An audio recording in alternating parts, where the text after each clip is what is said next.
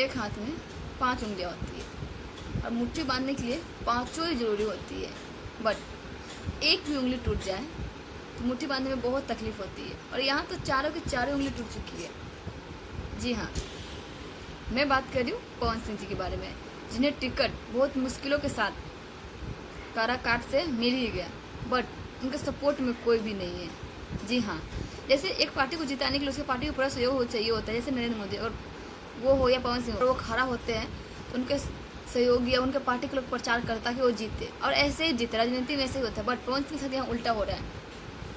मैं आपको बताती हूँ कि दिनेश लाल निरहुआ ने क्या जवाब दिया है।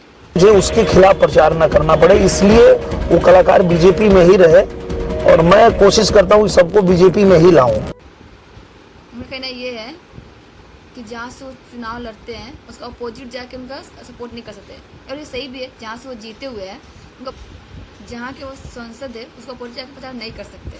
तो निरहुआ का पता तो ऐसे कटा। अब बात करते हैं, रह गया रवि किशन और मनोज तिवारी, तो वो दोनों भी इसी संसद के हैं, तो वो दोनों भी तो नहीं आएंगे।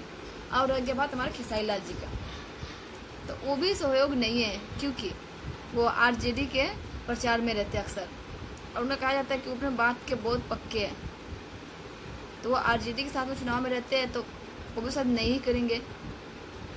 तो अब रह गए कुछ छोटे मोटे या कुछ नॉर्मल सुपरस्टार जो साथ सहयोग दे, और बाकी किन्होंने इनका साथ दिया है और आगे इनका क्या राय है मैं आपको लॉन्ग वीडियो में बताऊंगी, तो आप लोग जाके मेरे पर लॉन्ग वीडियो जरूर देखें।